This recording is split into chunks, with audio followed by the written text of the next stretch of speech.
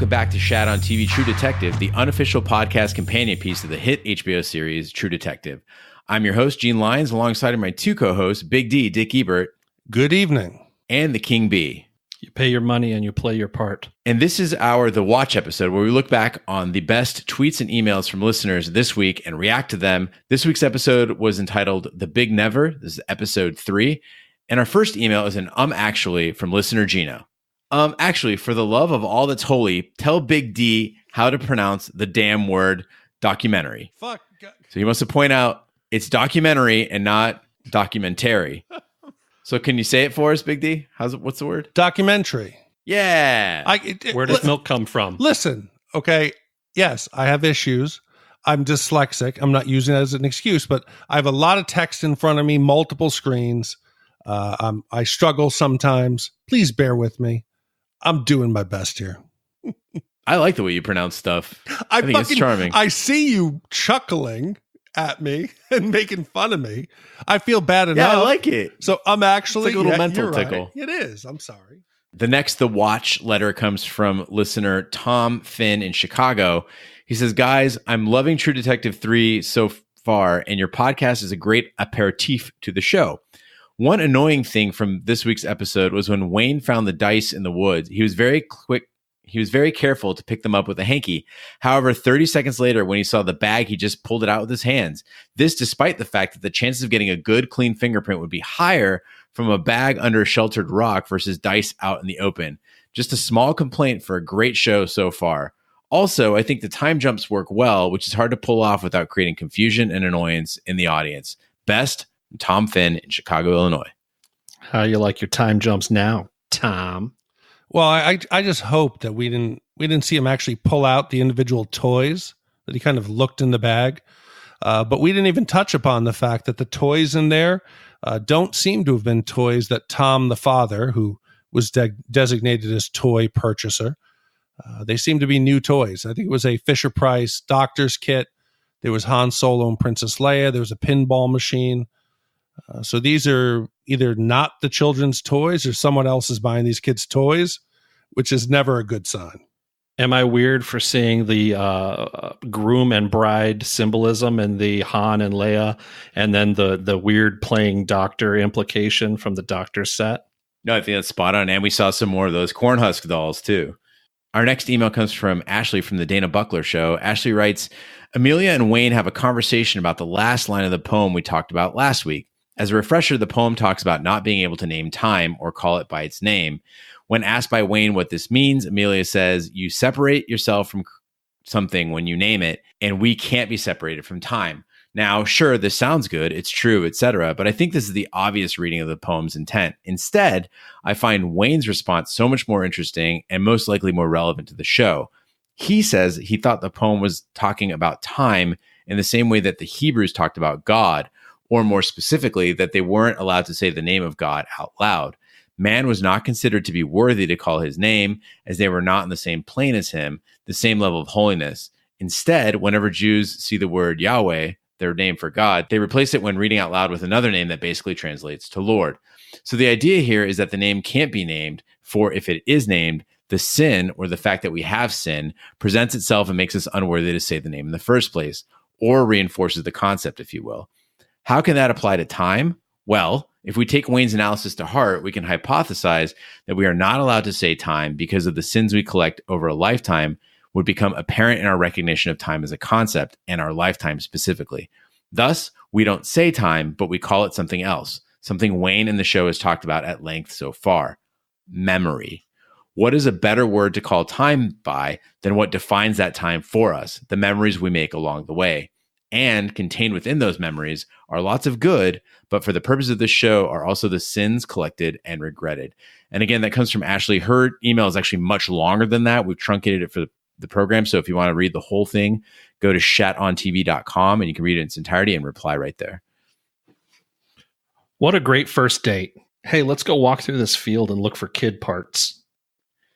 I did think it was interesting that, as we're watching these two characters having that conversation, I'm like, wow, this date's going horribly. And then he's like, asks her out after that. It's like it's this weird, as you mentioned, King B, this is a romance unlike any I think we've ever seen before, where he has this determination and fondness toward her, at least in the 1980s, when they seem to be philosophically so different. Liberal, Republican, anti-war protester, soldier. It's very strange. Thanks, Ashley, for your email. The next email comes from Jamie Seals from Lexington, South Carolina. Jamie writes, I'd have to watch it again later today to be exact on this. In one of the first 2 episodes during one of the scenes with the film crew in Wayne's home, I noticed something. Wayne was having a conversation off the air with the young lady and they were standing. His son was present. The lady mentioned something about possible satanic involvement in symbols, and she specifically spoke about the spiral markings and that they aren't unusual in these type of cases. I immediately thought of season 1, and the timeline fits also. The way she said it seemed that it was common knowledge in 2015 because of how they talked about the Tuttle School and missing kids would have been publicized in the real world. I have to wonder if these 2 kids were 2 of the ones that Rust and Marty found on all those reports in surrounding states, and it never developed because of Wayne's arrest, because both detectives worked for state law enforcement, something like that. Maybe the cases intertwine, and this season is bled over from the secondary investigation in season 1, the Tuttle School. Either way, I had not heard anyone mention the spiral marking clue. Great job on the podcast, and I'll continue to tune in. P.S. I have 22 years experience in law enforcement, and most of it is investigations, many, many death investigations. I love the analysis you guys do. That's Jamie in Lexington. Good job, Jamie. No. You guys want to talk about the spirals at all? No. I mean, it's obviously it's an anthology, so it's happening within the same world. And, I could it be a callback to, I didn't like the symbolism to begin with. I thought it was too much of a tie back to season 1. I didn't like the cornhusk dolls with the figures also in the first season. I think it was a bit heavy-handed. There's enough of parallels between season 1 and season 3. In this episode, I cringed when we see them at the end getting back together. It was much like season 1, where you had the 2 detectives get back together and back on the case. I hope it's just in passing and doesn't have anything bigger to do with the plot than just a callback to remind us to season 1. In season 1, when the 2 detectives get back together, you're given the full range of their history, including their huge fallout that they have. In season 3, when the detectives get together, we have 0 to work with on why we should be excited that these 2 are going to ride out together again. It's a real bummer. I did like the realism of why they haven't talked, though, where it's just we don't work together anymore. And I'm like, it reminded me of every job I've ever left when they're like, okay, well, we're going to keep in touch. So I'm like, no, we're not. I don't want to talk to you now that we don't work together. Again, he says, we almost could create, some Hallmark cards. He said, sometimes when it ends, it just ends. Nothing truer has been said on HBO ever. All right. Thanks, Jamie, for your email. The next message comes from Dillon. Dillon writes, hey there, fellas, and Carrie, if she's reading. After listening to the episode 1 and episode 2 episode and applying my own takeaways, I thought I'd share how spot on some of your thoughts were with my own takeaways, especially the nods to specifically the Satanic Panic and the West Memphis 3. I agree more and more with King B's prediction for the season regarding the captor's note and the 90s status of the sister. Being that it is an anthology, the show needs to maintain a thread of mystery, which I think will end up being some sort of Mandy situation. A deep-rooted backwoods cult lines up nicely based on the vibe I'm getting from the show to date. I'm going to go out on a limb and predict that a higher influence had driven the sister to leave the home by choice and subsequently into captivity to serve a larger purpose. I also agree that the note was done by a youth under the same captive influence, and I believe the Volkswagen kids are a part of that. Maybe some Stockholm Syndrome or really great child racketeering is at play. Who knows? Having said this, I want to know if King B could be on board with such a lofty prediction or if he's got an avenue I haven't seen. Thanks again, guys. Loving the show. Dillon. Yeah, Dillon, you're right on top of it. I definitely think that there's some, secret manipulation. I don't think it's a backwoods gang or some sort of backwoods cult. I think that it's much more the result of some higher income sort of notion. I'm sorry. It's definitely the workings of some sort of mover and shaker in the community who just wants to keep his activity secret. I don't see the VW kids really being involved other than maybe taking the fall as patsies, or maybe they also play a little bit of the Dungeons and Dragons. But, you could have a few different circles of influence that are involved in the games, and the daughter just fell in with the wrong group.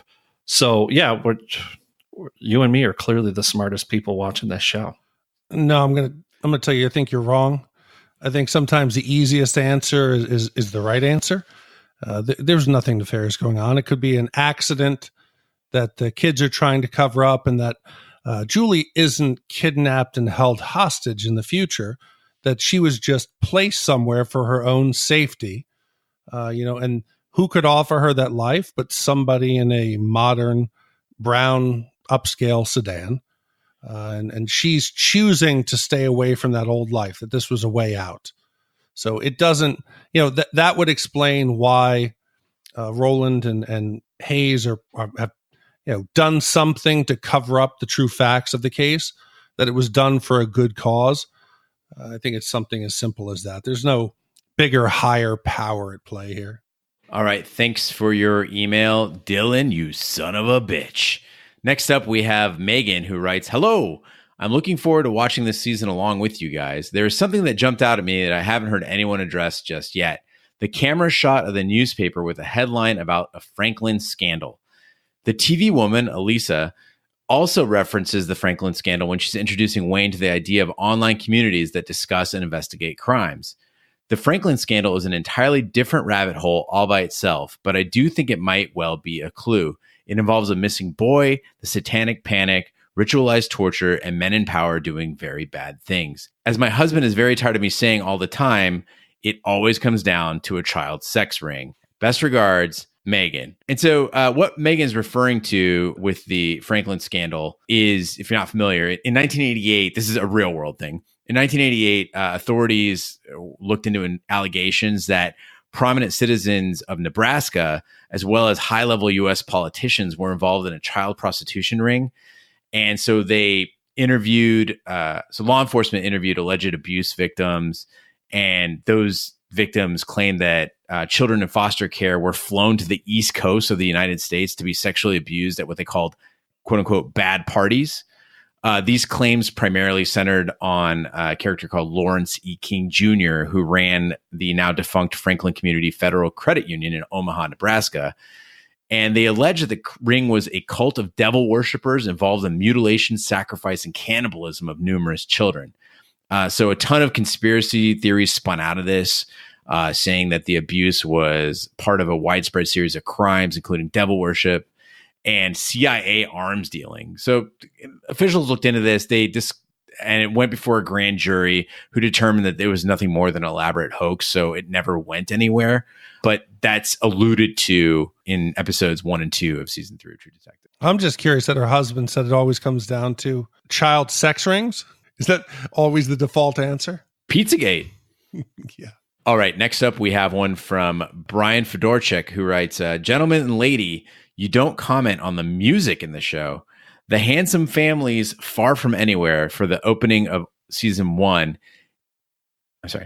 The Handsome Family's Far From Anywhere for the opening of all of season 1 is one of the great all-time openings, right up there with various artists doing Tom Waits' Way Down in the Hole for all seasons of The Wire. Leonard Cohen's Everybody Knows was the best thing about season 2, in my opinion. Episode 1 of season 3 closes with Just Dropped In to See What Condition My Condition Was In, sung by the writer of the song, Mickey Newbury. He was influenced by the Byrds' 8 Miles High. The Kenny Rogers first edition version is played in The Big Lebowski, where it's used to comic effect. But check out the lyrics. There's a real darkness there. Drugs, CVS. Oh, and Rogers' version was also used in the 1983 film, wait for it, Purple Haze. Jimi Hendrix wrote the song Purple Haze, and it's very druggy. And of course, well, you get the picture. But the music editor for the show, T-Bone Burnett, is pretty sharp. Episode 2 ends with no music, silence. And with that, I'll shut up. Keep up the good work. Sincerely, Brian C. Fedorchik. Brian, that is the worst Leonard Cohen song ever. It is such a terrible, terrible song. I'm a vintage Cohen fan, so I like Songs of Love and Hate and that era of Cohen. I agree with you. Everybody knows is like everybody knows. Yeah, it's not a good song, but I do agree with you. Way Down in the Hole, great song. Never mind. I'm just glad we haven't Never had mind. that woman from season 2 who was playing in the bar for about 17 hours straight, the same song. I'd forgotten about her. No, I keep expecting them to walk into a bar and just seeing someone sitting on a bar stool, and I would just lose my mind. Brian, I know the King Bee just put you on blast, but honestly, you two would probably get along really well. The King Bee we'll watch some movie or some show, and did you notice that song? It's really great, blah, blah. This is a guy who when we were like in our 20s, would have like women over at his condo, and we'd be, having drinks or whatever, and he'd put on shit like The Wiz and just be like, check this song out. Isn't this great? Make them listen to the Tin Man song from The Wiz 4 times on repeat. But yeah, if there's tears. If there's a vintage deep cut of music, the King Bee is going to be the first guy to notice it. So nice catch, Brian.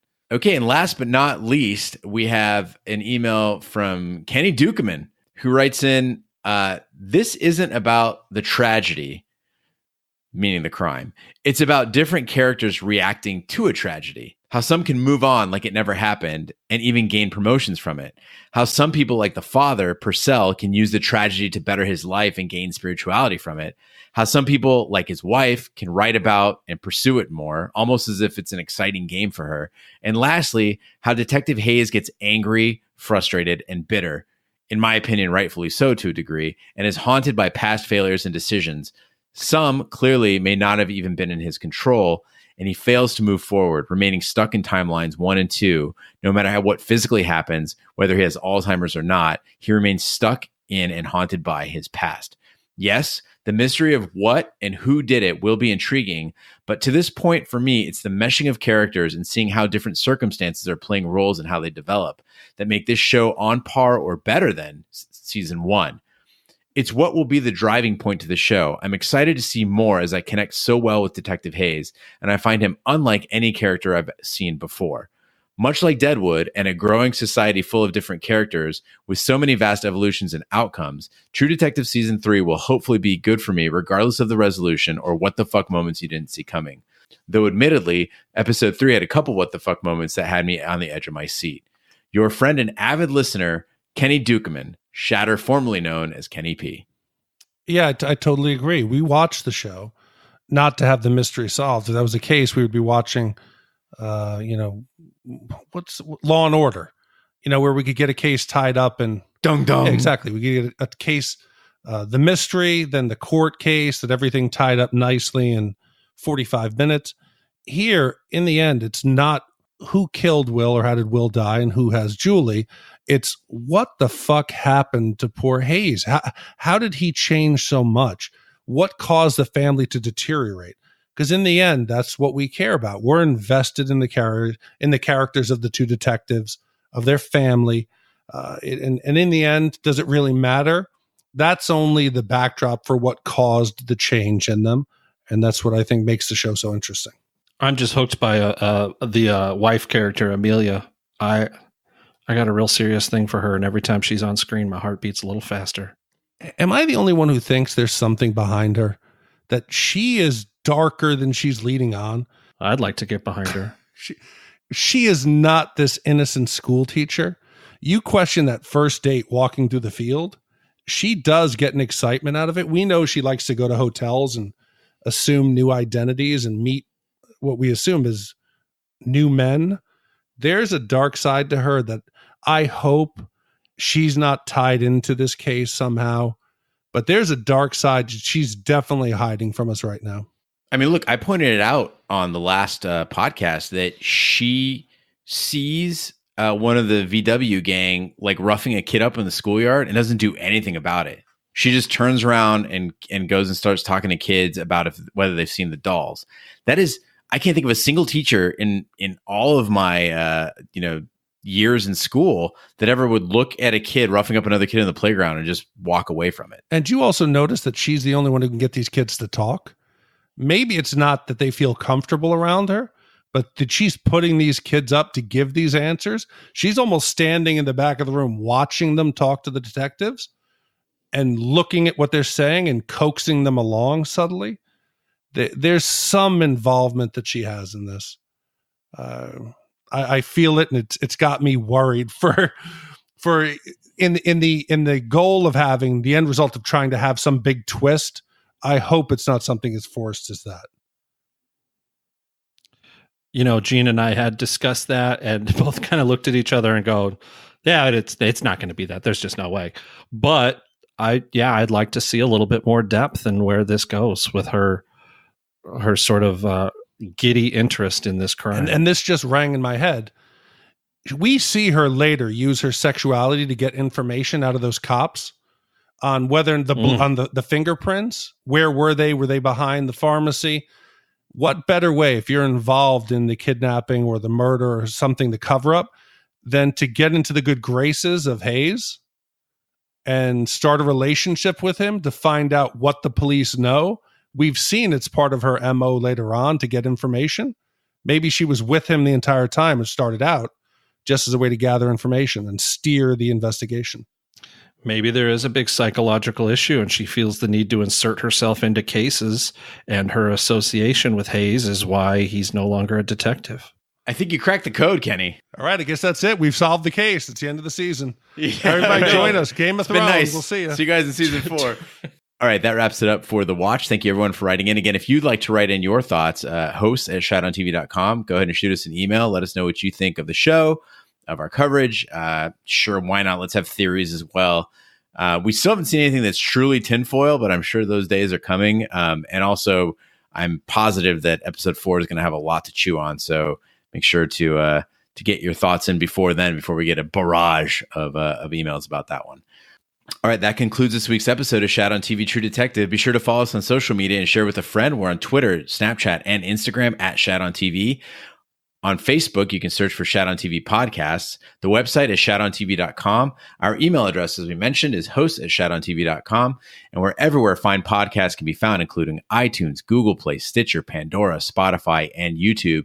Be sure to subscribe. And if you stop by iTunes, please be sure to leave a review. That really, really helps the podcast grow. Thanks again to everyone for writing in or listening. And we'll see you Tuesday on The Deep Dive.